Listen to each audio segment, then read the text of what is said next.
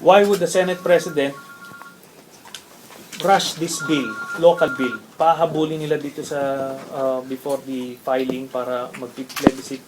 Marami silang ginagawa. Bakit? Kumaga, have we even asked ourselves kung anong koneksyon? Tapos, alam niyang ganito, magkakagulo-gulo. Tapos, sige, Villaperte lang, I doubt it.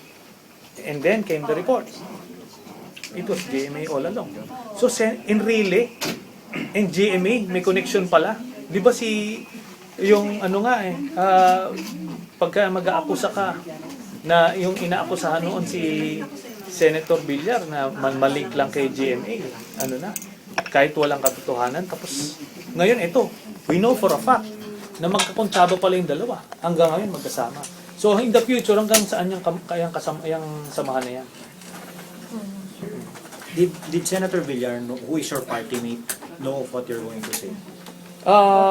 They had an idea that I'll be transferring to the minority. So, the Nationalista Party was aware. Sir, are you ready for a possible sanction by the Senate? Kasi sabi na lang, senators, it's very unparliamentary daw po yung ginawa niyo. Mas lalo na siya. Alam niyo kung merong kailangan dito, i-sanction, is yung pag-reveal mo ng state secrets. Kahit Senate President ka, wala kang karapatan. You're not above that. So, kung hindi niya naintindihan yun, tuturuan ko siya . So, yun, he exposed. So, papakasuhan niyo siya sa Ethics Committee? I don't know. Sa akin, yun na lang. Sana. Pero dito niyo makikita that he's willing to drag the whole country down just so magkaroon siya ng diversionary tactic. So if I may ask, sabi ko, ano ba yung ginawa kong very unparliamentary language? Wala. It was a privileged speech. I was talking about a valid issue, which is yung policy niya dito sa Senado.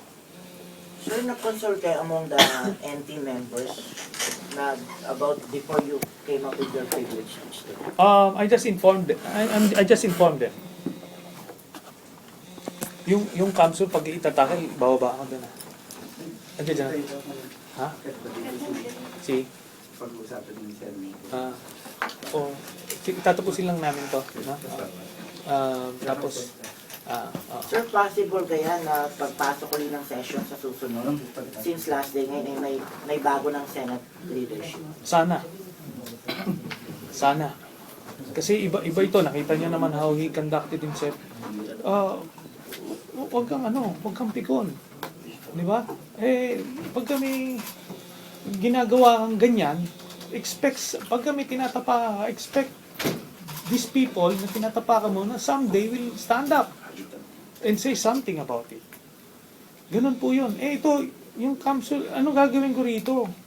Di ba? Pinapahati. Tapos alam mong para lang ito magkapwesto yung dalawang 3-term congressman. What do you want me to do as a senator of the republic? Upuan ko lang, lingon ako? Hayaan ko silang ganyan. Pagka hinayaan ko yan, they will keep on doing things. Tapos paano na yan? Lilingon na lang. Hanggang sa masasanay na akong lingon na lang ng lingon. Ngayon, at the risk of everything, ganun Alam niyo naman kung saan naman tayo galing. Sir, pinakinggan niyo ba yung mga, nung wala kayo sa session, pinakinggan niyo ba yung mga sinabi niya? Yes.